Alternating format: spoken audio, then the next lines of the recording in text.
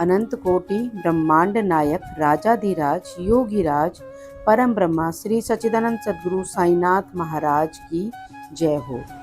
आइए आज हम श्री साईं सच्चरित्र का अध्याय 39 प्रारंभ करते हैं।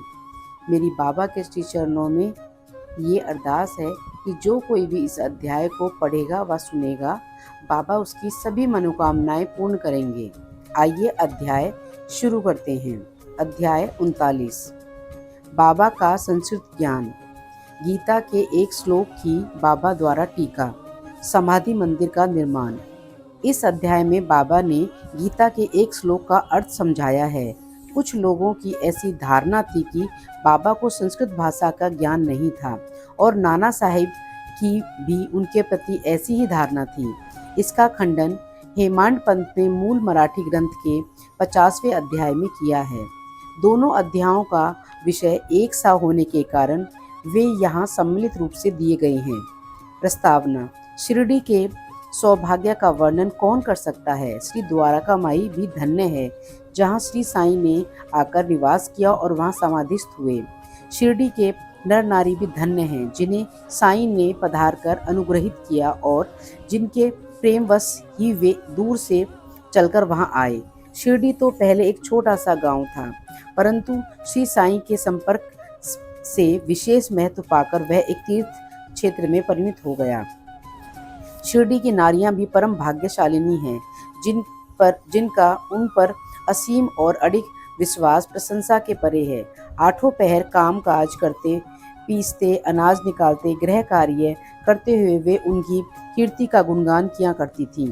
उनके प्रेम की उपमा ही क्या हो सकती है। वे अत्यंत मधुर गायन करती थीं, जिसमें गायकों और श्रोतागण के मन को परम शांति मिलती थी। बाबा द्वारा टीका।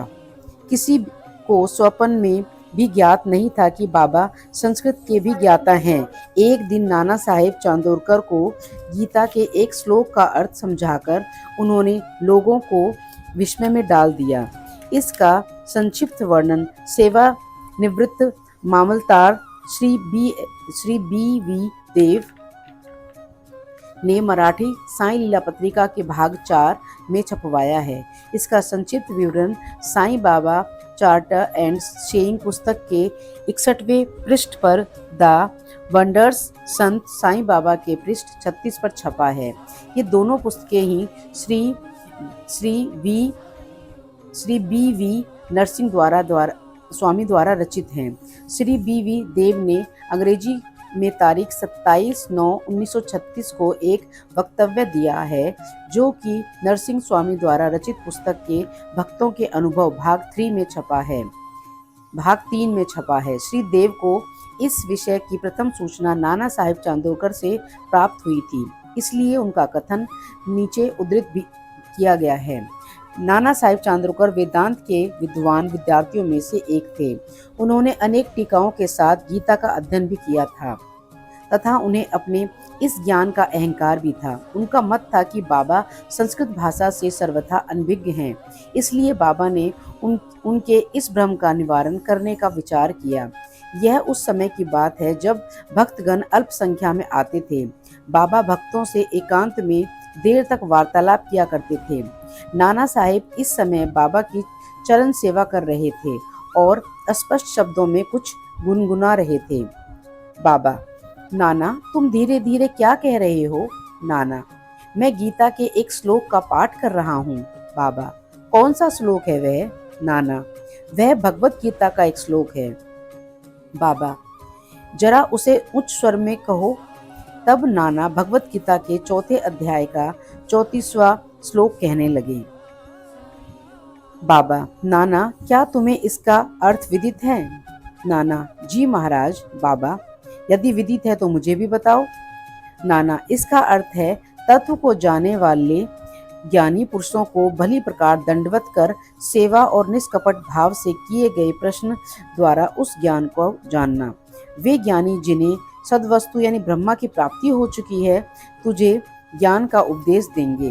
बाबा: नाना, मैं इस प्रकार का संकुल भावार्थ नहीं चाहता। मुझे तो प्रत्येक शब्द और उसका भाषांतरित उच्चारण करते हुए व्याकरण समस्त अर्थ समझाओ।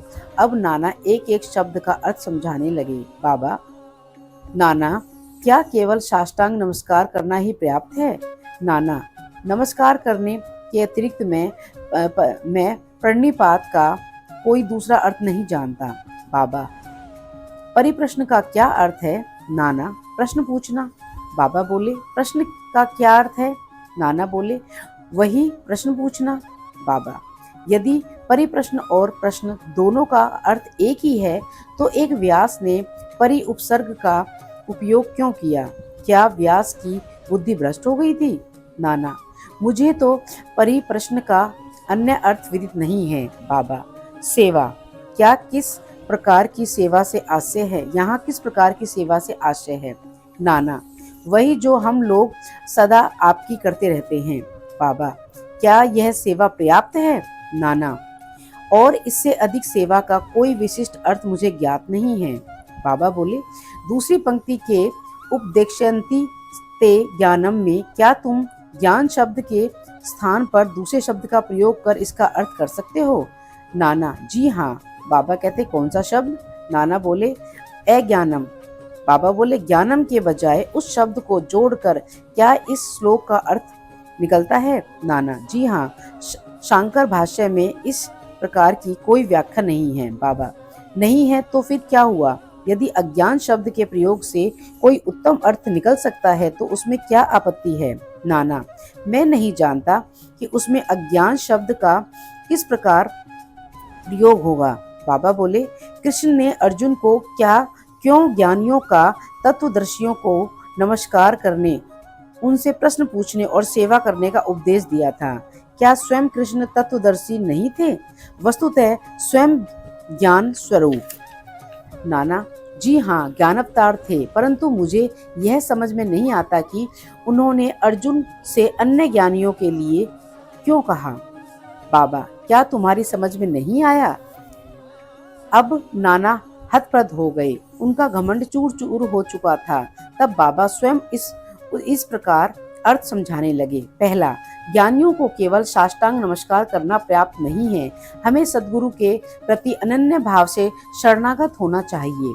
दूसरा, केवल प्रश्न पूछना पर्याप्त नहीं, किसी कुप्रवृत्ति या पाखंड या वाक्य जाल में फंसाने या कोई त्रुटि निकालने की भावना से प्रेरित होकर प्रश्न नहीं करना चाहिए, वरना प्रश्न उत्सुकता पूर्वक केवल मोक्ष या आध्यात्मिक पथ पर उन्नति प्राप्त करने की भावना से ही प्रेरित होकर करना चाहिए। तीसरा, मैं तो सेवा करने या अस्वीकार करने में पूर्णतः स्वतंत्र हूँ। जो ऐसी भावना से कार्य करता है वह सेवा नहीं कही जा सकती। उसे अनुभव करना चाहिए कि मुझे अपने शरीर पर कोई अधिकार नहीं है, इस शरीर पर तो गुरु का ही अधिकार है और केवल उनकी सेवा के निमित्त ही वह विद्वान है। इस प्रकार आचरण करने से तुम्हें सद्गुरु द्वारा ज्ञान की प्राप्ति हो जाएगी, ऐसा जैसा कि पूर्व श्लोक में बताया गया है। नाना को यह समझ में नहीं आ सका कि गुरु किस प्रकार अज्ञान की शिक्षा देते हैं। बाबा, ज्ञान का उपदेश कैसा है, अर्थात भविष्य में प्राप्त होने वाली आत्मानुभूति की शिक्षा। अज्ञान का नाश करना ज्ञान है।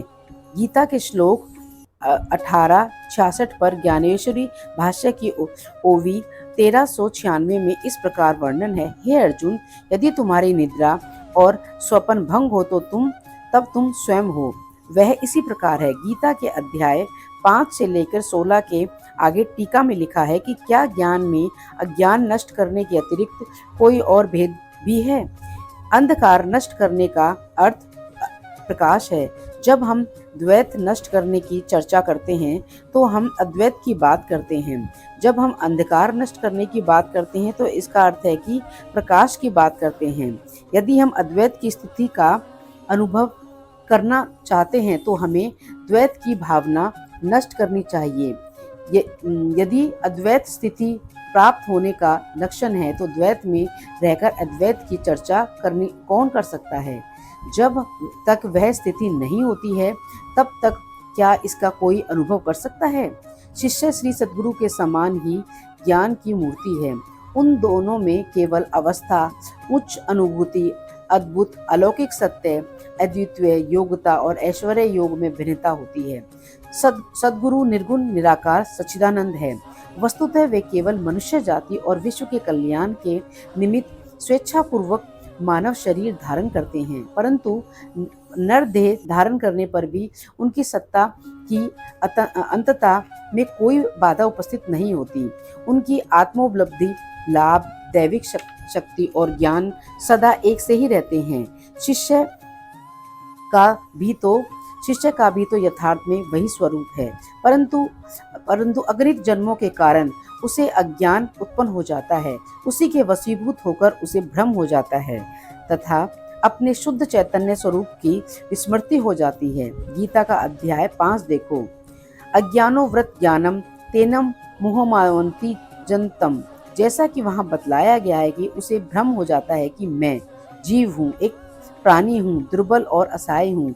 गुरु इस अज्ञान रूपी जड़ को काटकर फेंक देता है और इसलिए उसे उपदेश देना पड़ता है। ऐसे शिष्य को जो जन्म जन्मांतरों से यह धारणा करता रहता है कि मैं तो जीव, दुर्लभ और असहाय हूँ, गुरु सैकड़ों जन्मों तक ऐसी शिक्षा देते हैं कि तुम ही ईश्वर हो, सर्वशक्तिमान हो और समर्थ हो।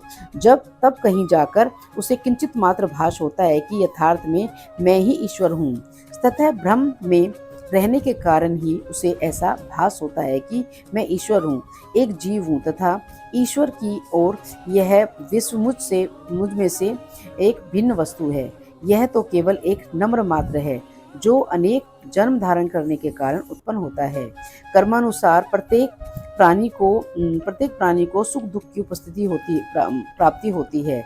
इस भ्रम, इस त्रुटि और इस अज्ञान की जड़ को नष्ट करने के लिए हमें स्वयं अपने से प्रश्न करना चाहिए, और यह अज्ञान कैसे पैदा हो गया, यह अज्ञान कहाँ है, और इस त्रुटि का दिग्दर्शन कराने को ही उपदेश कहते हैं। अज्ञान के नीचे लिखे उदाहरण हैं। पहला, मैं एक जीव यानी प्राणी हूँ। दूसरा, शरीर ही आत्मा है यानी मैं शरीर हूँ। तीसरा, ईश्वर, विश्व और जीव भिन्न भिन्न तत्व है। चौथा, मैं ईश्वर नहीं हूँ। पांचवा, शरीर आत्मा नहीं है, इसका बोध ना होना। छठा, इसका ज्ञान ना होना कि ईश्वर, विश्व और जीव एक ही है। जब तक कि इन त्रुटियों का उन्हें दिग्दर्शन नहीं कराया जाता, तब तक शिष्य को यह कभी अनुभव नहीं हो सकता कि ईश्वर, जीव और शरीर क्या है, उसमें क्या अन्य और आश्रित संबंध है और वे परस्पर भिन्न है या अभिन्न अथवा एक ही हैं। इस प्रकार की शिक्षा देना और भ्रम को दूर करना हो तो अज्ञान का ज्ञानोपदेश कहलाता है। अब प्रश्न यह है कि जीव जो स्वयं ज्ञान मूर्ति है, उसे ज्ञान की क्या आवश्यकता है। उपदेश का हेतु तो केवल त्रुटि की कोई दृष्टि में लाकर अज्ञान को नष्ट करना है। बाबा ने आगे कहा, पहला, प्राणिपात का अर्थ है शरणागति। शरणागत होना चाहिए तन मन धन से, अर्थात अनन्य भाव से। तीसरा, कृष्ण अन्य ज्ञानियों की ओर संकेत करते कहते हैं, सद्गति के लिए तो प्रत्येक तत्व वासुदेव है और गुरु शिष्य को वासुदेव मानता है और कृष्ण इन दोनों को अपने प्राण और आत्मा।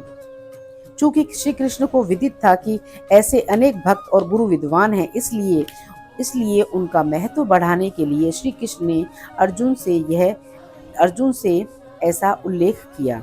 समाधि मंदिर का निर्माण। बाबा जो कुछ करना चाहते थे उसकी चर्चा वे कभी नहीं करते थे। वस्तुतः आसपास ऐसा वातावरण और परिस्थिति का निर्माण कर देते थे कि लोगों को बाद में उसका निश्चित परिणाम देखकर बड़ा अचंभा होता था। समाधि मंदिर इस विषय का ही उदाहरण है। नागपुर के एक प्रसिद्ध लक्षाधिपति श्रीमान बापू साहेब बूटी सकुटुंब शिरडी में रहते थे। एक बार उन्हें विचार आया कि शिरडी में स्वयं का एक बड़ा वाड़ा होना चाहिए। कुछ समय के पश्चात जब वे दीक्षित वाड़े में निद्रा ले रहे थे तो उन्हें एक स्वप्न हुआ। बाबा ने स्वप्न में आकर उनसे कहा कि तुम अपना एक वाड़ा और एक मंदिर बनाओ। श्यामा भी वहीं शयन कर रहा था। तभी उसने ठीक वैसा ही स्वप्न देखा। बापू साहिब जब उठे तो उन्होंने श्यामा को रुदन करते हुए देखकर उनसे रोने का कारण पूछा। तब श्यामा कहने लगे, अभी अभी मुझे एक स्वप्न आया था कि बाबा मेरे बिल्कुल समीप आए हैं और स्पष्ट शब्दों में कहने लगे हैं कि मंदिर के साथ वाड़ा बनवाओ, मैं समस्त भक्तों की इच्छाएं पूर्ण करूंगा। बाबा के मधुर और प्रेमपूर्ण शब्द सुनकर मेरा प्रेम उमड़ पड़ा और गला रूंध गया।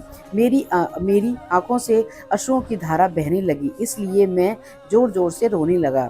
बापू साहिब बूटी को आश्चर्य हुआ कि दोनों के स्वप्न एक ही हैं।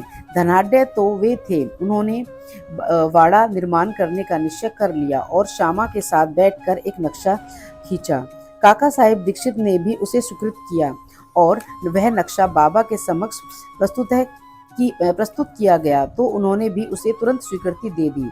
तब निर्माण कार्य प्रारंभ कर दिया गया और श्यामा की देखरेख में नीचे की मंजिल, तहखाना और कुआं बनकर तैयार हो गया। बाबा भी लेंडी को आते जाते समय परामर्श दे दिया करते थे। आगे यह कार्य बापू साहिब जोग को सौंप दिया गया। जब कार्य इस तरह चल ही रहा था, उसी समय बापू साहिब जोग को एक विचार आया कि कुछ खुला स्थान भी अवश्य होना चाहिए जिसके बीचों बीच मुरलीधर की मूर्ति की स्थापना की जाए। उन्होंने अपना विचार श्यामा को प्रकट किया और बाबा ने अनुमति प्राप्त करने को कहा। जब बाबा वाड़े के पास से गुजर रहे थे तभी श्यामा ने बाबा से प्रश्न कर दिया। श्यामा का प्रश्न सुनकर बाबा ने स्वीकृति देते हुए कहा कि जब मंदिर का कार्य पूर्ण हो जाए तब मैं स्वयं वहां निवास करूंगा, और वाड़े की ओर से दृष्टिपात करते हुए कहा, जब वाड़ा पूर्ण बन जाए तब हम सब लोग इसका उपभोग करेंगे, वहीं रहेंगे, घूमेंगे फिरेंगे और एक दूसरे को हृदय से लगाएंगे तथा आनंद पूर्वक विचारेंगे। तब श्यामा ने बाबा से पूछा कि क्या यह मूर्ति के मध्य कक्ष की नींव के कार्य आरंभ का शुभ मुहूर्त है? तब उन्होंने स्वीकारात्मक उत्तर दे दिया। तभी श्यामा ने एक नारियल लाकर फोड़ा और कार्य प्रारंभ कर दिया। ठीक समय में सब कार्य पूर्ण हो गया और मुरलीधर की एक सुंदर मूर्ति बनवाने का प्रबंध किया गया। अभी इसका निर्माण कार्य प्रारंभ भी नहीं हुआ था कि एक नवीन घटना घटित हो गई। बाबा की स्थिति चिंताजनक हो गई। ऐसा देखने में लगा कि वे अब देह त्याग देंगे। बापू साहिब बहुत उदास और निराश से हो गए। उन्होंने सोचा कि यदि बाबा चले गए तो वाड़ा उनके पवित्र चरण स्पर्श से वंचित रह जाएगा और मेरा सब रुपया व्यर्थ हो जाएगा। परंतु अंतिम समय बाबा के श्रीमुख से निकले हुए वचनों ने मुझे वाड़े में ही रखना केवल बूटी साहिब को ही सांत्वना नहीं पहुंचाई वरन अन्य लोगों को भी शांति प्रदान की। कुछ समय के पश्चात बाबा का पवित्र शरीर मुरलीधर की मूर्ति के स्थान पर रख दिया गया। बाबा स्वयं मुरलीधर बन गए और वाड़ा साईं बाबा का समाधि मंदिर। उनकी अगाध लीलाओं की थाह कोई ना पा सका। श्री बापू साहिब बूटी धन्य हैं जिनके वाड़े में बाबा का दिव्य और पवित्र पार्थिव शरीर अब विश्राम कर रहा है। श्री सद्गुरु साईनाथम प्रणमस्तु शुभम भवतु। अनंत कोटि ब्रह्मांड नायक राजाधिराज योगीराज परम ब्रह्म श्री सच्चिदानंद सद्गुरु साईनाथ महाराज की जय हो। ओम साई राम। जय जय साई राम।